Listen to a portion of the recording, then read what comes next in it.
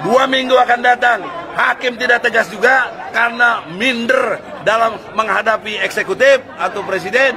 Kita berharap kita lakukan pengadilan rakyat. Kami meyakini mengenai keaslian ijazah sarjana S1 Insinyur Joko Widodo dan yang bersangkutan benar-benar lulusan Fakultas Kehutanan Universitas Gadjah Mada. Jadi kalau KPU ditanya kita jawab. Pada prinsipnya sudah diverifikasi dan itu dinyatakan benar dan sah.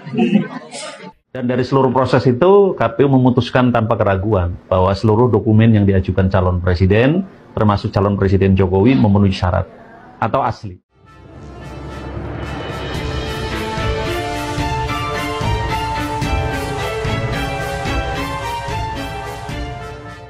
Assalamualaikum warahmatullahi wabarakatuh. Salam sejahtera untuk kita semua, salam budaya. Sahabat-sahabat tercinta bangsa dan setanah air yang sangat saya hormati, entah sudah berapa kali Egy Sujana, pengacara sekaligus juga politisi PKS yang kerap kali mengklaim dirinya sebagai seorang guru besar atau profesor, melontarkan tuduhan tanpa bukti, kata-kata sampah bahkan fitnah kepada Presiden Jokowi, termasuk tuduhan ijazah Jokowi palsu. Ia masih meyakini bahwa Presiden Jokowi memang tidak memiliki ijazah asli.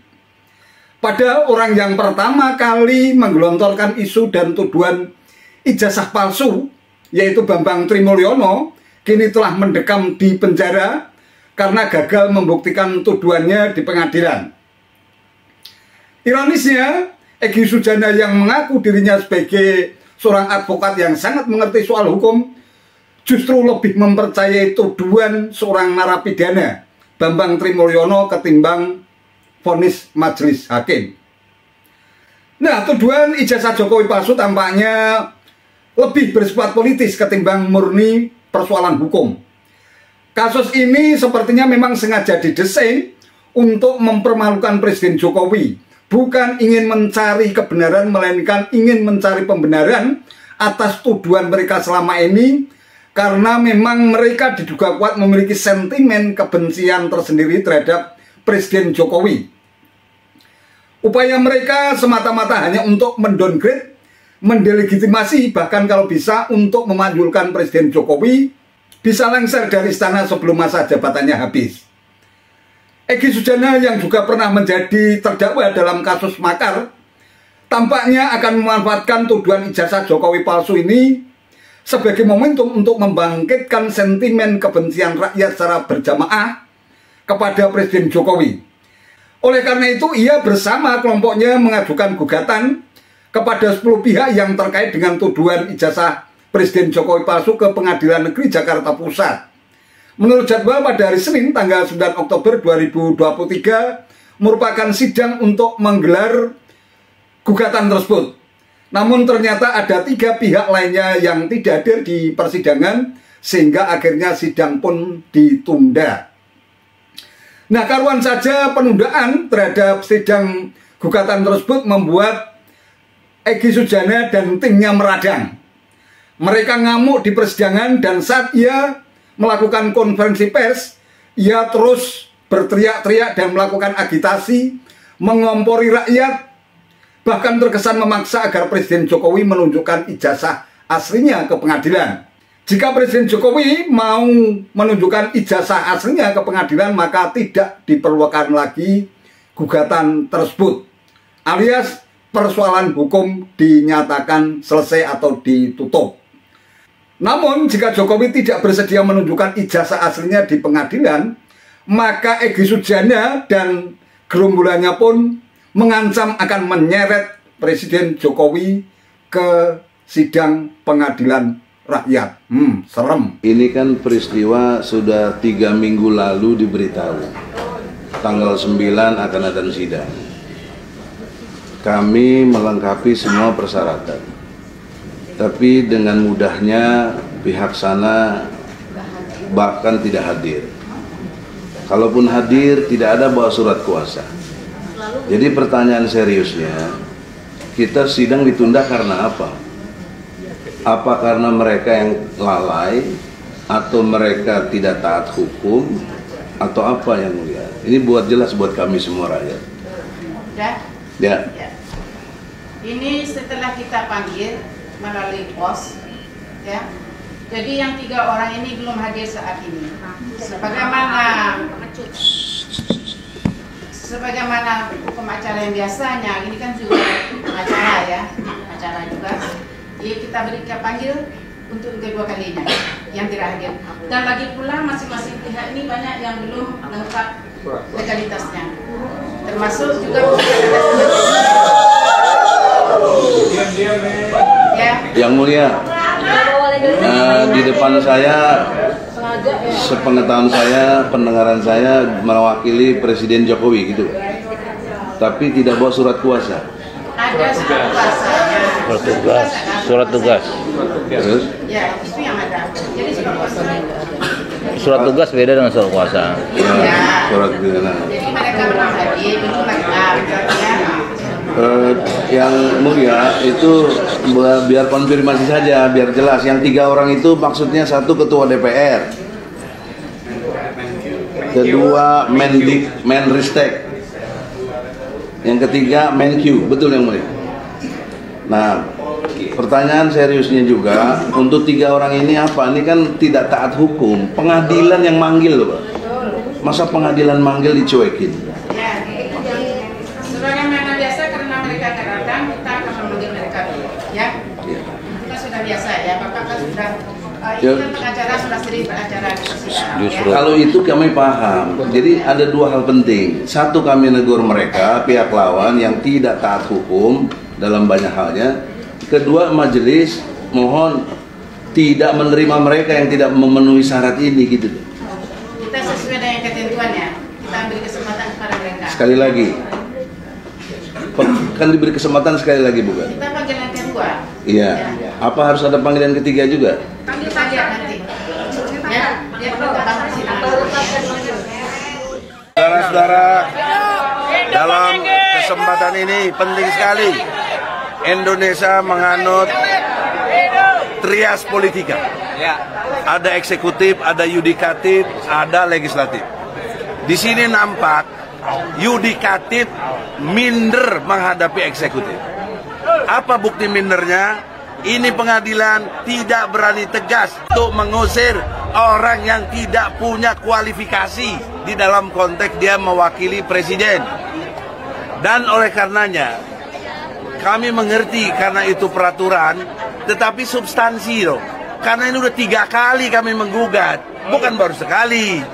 Jadi masalah hal-hal yang remeh-temeh tadi itu bukti mentalitas birokrasi kita. Di samping jelek, dia punya mental yang rendah diri, bukan karena dia baik, tetapi rendahnya itu mental tempe yang tidak bisa dibenarkan. Pertanyaan seriusnya, kalau hakim punya mental gini, gimana mau menyelesaikan masalah yang besar ini? Ini masalah besar. Oleh karena itu, saudara-saudara, kekuatan kita adalah ada pada kalian. Maksudnya pers, maksudnya YouTuber, karena pers yang mainstream tidak ada yang muat ya. Kita lihat saja. Dan kita tentu bermohon kepada Allah. Nah, inilah bukti. Menurut saya, yang sudah 3 kali menggugat ini, punya experience yang sudah sangat jelas. Karena perdata sudah, pidana sudah, ya. Lalu mau apa lagi? Tinggal nanti proses tata negara, yaitu DPR MPR mengimpeachment. Harusnya itu. Atau setidaknya panggil presiden untuk hak bertanyanya itu, atau justru hak berpendapatnya itu dikeluarkan. Apa misalnya? Jokowi tidak perlu lagi ngutus-ngutus orang dalam hal bikin surat kuasa. Kalau logika hukum ini cerdas diikuti, apa yang diperlukan? Jokowi bawa aja ijazah asli dari sini, ditunjukkan. Jangan gusur-gusur rempang aja berani, ijazah palsu tetap dipelihara. Jokowi malu ditonton seluruh dunia, bahkan kayaknya Beyonce, Rihanna juga nonton, malu. Jadi Ijazah Jokowi palsu. sidang ini tidak perlu buang-buang lagi biaya dan waktu. Jika Jokowi menunjukkan ijazah aslinya, itu saja. Kita case close, tutup kasus. Kalau memang ada, boleh dihukum Bambang Tri. Tapi kalau nggak ada, Jokowi yang dihukum. Akibat hukumnya, dia batal demi hukum jadi presiden. Akibat hukumnya, utang ribuan triliun itu dia tanggung sendiri. Sama konglomerat oligarki yang dia biayai itu, atau yang membiayainya. Jadi itu konsekuensi hukum yang sangat jelas. Dan Jokowi batal demi hukum, tidak berhak menyandang gelar presiden. Ya. Dan untuk itulah otomatis menteri-menteri yang ada menteri palsu, birokrasi yang ada birokrasi palsu. Jadi Indonesia ini sebenarnya tidak punya kepemimpinan. Ini mengerikannya. Oleh karena itu baiklah, kita sabar. 2 minggu akan datang, saya minta masyarakat dengan kecerdasannya untuk bersikap. Jika 2 minggu akan datang, hakim tidak tegas juga karena minder dalam menghadapi eksekutif atau presiden, kita berharap kita lakukan pengadilan rakyat. Teman-teman wartawan yang saya hormati, jadi pada sore hari ini kami dari Universitas Gadjah Mada akan memberikan keterangan kepada pers terhadap isu yang mungkin dipertanyakan ya berkaitan dengan ijazah ya dari Bapak Insinyur Joko Widodo. Dan di sini kami bersama-sama, di sebelah kanan saya adalah Dekan Fakultas Kehutanan ya, tempat di mana Bapak Joko Widodo menempuh pendidikannya. Di sebelah kiri saya adalah dari dosen Fakultas Hukum, dan yang paling kiri adalah Bapak Ari Sujito, Wakil Rektor Bidang Kemahasiswaan, Alumni, dan juga Pengabdian Masyarakat, karena saya kira berkaitan dengan alumni ya. Baik, saya bacakan dulu ya statement resmi dari Universitas Gadjah Mada. Mempertimbangkan beredarnya isu atau informasi yang terjadi di media, baik media cetak, elektronik, media sosial, berkenaan dengan adanya tuduhan oleh seseorang yang mempertanyakan ijazah Bapak Insinyur Joko Widodo, maka kami Universitas Gadjah Mada, di mana Bapak Joko Widodo pernah menempuh pendidikan, perlu menyampaikan beberapa hal sebagai berikut. Yang pertama, Bapak Insinyur Joko Widodo adalah alumni Prodi S1 di Fakultas Kehutanan Universitas Gadjah Mada angkatan tahun 1980. Yang kedua, Bapak Insinyur Joko Widodo dinyatakan lulus dari UGM tahun 1985 sesuai ketentuan dan bukti kelulusan berdasarkan dokumen yang kami miliki.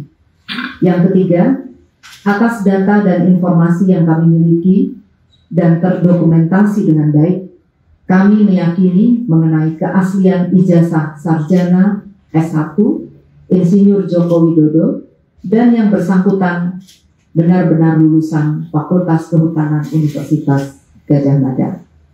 Jadi dengan demikian disampaikan informasi dan penjelasan ini, atas perhatian dan kerjasamanya diucapkan terima kasih. Assalamualaikum warahmatullahi wabarakatuh. Nah, untuk yang pemilu 2019, pencalonan 2012 saya jadi anggota KPU. Mekanismenya kan kalau ada sesuatu yang dianggap meragukan, itu KPU klarifikasi kepada siapa? Kepada lembaga yang menerbitkan. Nah, kalau lembaga yang menerbitkan menyatakan, ya ini benar, murid saya, mahasiswa saya, nomor ijazahnya ini buku ini buku induk, registernya dan segala macam, ya selesai. Gitu. Jadi hasil verifikasinya dinyatakan ini apa? Iya, dinyatakan dokumen itu sah dan benar. Ini penjelasan soalnya kan ada demo kemarin karena ijazahnya palsu itu, Pak.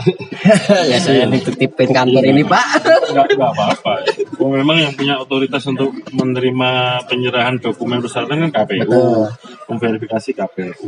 Jadi kalau KPU ditanya kita jawab. Pada prinsipnya sudah diverifikasi dan itu dinyatakan benar dan sah. Ya kalau menurut saya sih, saya baca-baca di medsos dan sebagainya di video pihak yang meragukan, mengatakan dengan keyakinan memiliki 2 saksi yang akan memberikan kesaksian tentang kepalsuan itu. Saya katakan, ayo berhadapan dengan kami, saksinya ini 80 orang. Ya kan? Plus dosen dan institusinya gitu loh. Jadi silakan saja kepada netizen atau masyarakat logikanya, percaya kepada yang punya saksi 2 orang atau yang lebih 80 orang ini, saksi yang membawa kita ini sama-sama masuk tahun 80, mulai lulus di 85 dan saya pernah jadi ketua KPU DKI, di mana tahun 2012 saya turut menerima langsung berkas pendaftaran calon gubernur DKI Jakarta. Salah satunya adalah Pak Jokowi. Saya juga turut menerima berkas pendaftaran calon presiden di tahun 2014 sebagai komisioner KPU Pusat. Jadi dari 2 peristiwa itu saya ini saksi pelaku bahwa setelah memeriksa dokumen pencalonan, bahkan sampai verifikasi lapangan, termasuk membuka akses bagi publik untuk mereka menyampaikan komplain, sanggahan atau masukan terhadap seluruh dokumen pencalonan calon presiden. Dan dari seluruh proses itu, KPU memutuskan tanpa keraguan bahwa seluruh dokumen yang diajukan calon presiden, termasuk calon presiden Jokowi, memenuhi syarat atau asli. Sebetulnya terhadap tuduhan Bambang Trimulyono dan pihak-pihak lain yang turut mengamplifikasi bahwa mereka menuduh ijazah Pak Jokowi itu palsu atau tidak asli, itu sebetulnya bukan soal ijazah. Mereka hanya ingin membuat kacauan saja. Mereka ingin membuat Indonesia itu gaduh. Jadi Bambang Tri dan kawan-kawan sebetulnya tidak ingin Indonesia tenang. Apa saja dipersoalkan termasuk ijazah Pak Jokowi yang sudah jelas-jelas terverifikasi dari seluruh pihak itu adalah asli.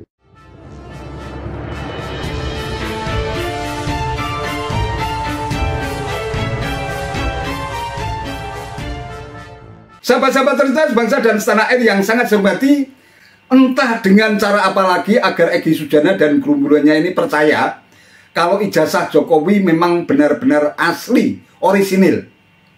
Dari berbagai testimoni dan keterangan dari pihak-pihak terkait yang memang memiliki otoritas untuk menjawab tuduhan ijazah Jokowi palsu, mulai teman SD, SMP, SMA, teman-teman dari perguruan tinggi, bahkan rektor UGM, termasuk di dalamnya adalah lembaga penyelenggara pemilu atau KPU, termasuk pengakuan dan testimoni dari ex-komisioner KPU, sudah jelas menyatakan bahwa dokumen ijazah yang digunakan untuk persyaratan sebagai calon pejabat publik dinyatakan sah dan tidak ada keraguan sedikitpun, baik saat digunakan ketika menjadi calon wali kota Solo, kemudian calon gubernur DKI Jakarta, sampai pada presiden.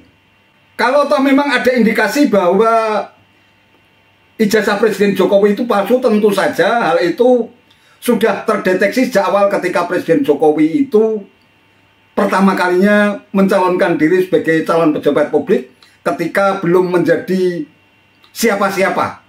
Ia hanya menjadi seorang pengusaha mebel ketika mencalonkan dirinya sebagai calon wali kota Solo.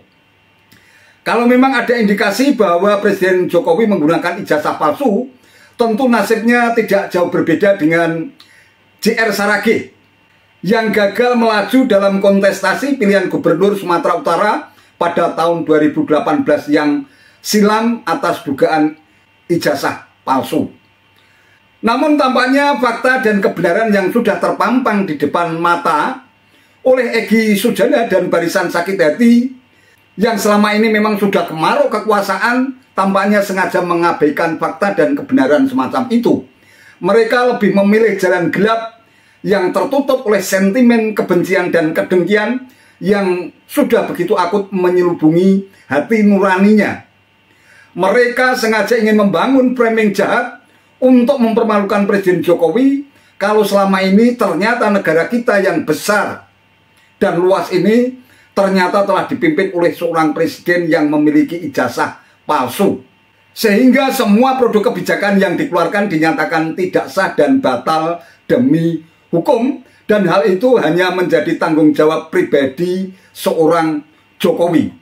Ini artinya kebijakan Presiden Jokowi yang berkaitan dengan pemberangusan mafia pertambangan, proyek strategis nasional, infrastruktur jalan tol, penguasaan 51% saham Freeport, kemudian kembalinya blok Mahakam atau blok Rokan ke pangkuan tanah air setelah dikuasai oleh asing, kemudian ada juga IKN, pembubaran FPI dan HTI, dan berbagai kebijakan Jokowi lainnya dinyatakan batal demi hukum. Mungkin begitulah framing jahat yang ingin mereka bangun dengan memaksa Presiden Jokowi untuk menunjukkan ijazah aslinya di pengadilan. Dengan hadirnya Jokowi ke pengadilan beserta ijazah aslinya, ada celah dari para demago kekuasaan yang selama ini memang sudah mengincar istana, bakal punya peluang, dalih dan alasan bahwa Jokowi bukan lagi sebagai seorang presiden, melainkan telah menjadi rakyat biasa karena telah hadir dalam gugatan ijazah Jokowi palsu di pengadilan. Nah, itulah sebabnya Presiden Jokowi tak pernah bereaksi atas tuduhan masif yang digelontorkan oleh para demago kekuasaan dan para pembencinya. Semua dokumen persyaratan yang diperlukan sebagai syarat menjadi calon pejabat publik sudah menjadi dokumen negara, dan hanya pihak yang memang memiliki otoritas terhadap dokumen negara yang berwenang untuk menunjukkannya kepada publik.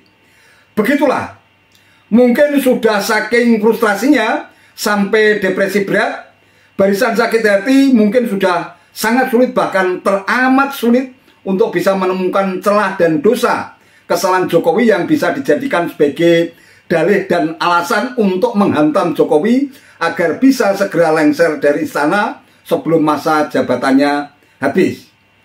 Namun toh upaya jahat dan semua framing negatif lainnya yang terus dihembuskan oleh para barisan sakit hati dan kelompoknya ini tampaknya tidak akan pernah berhasil.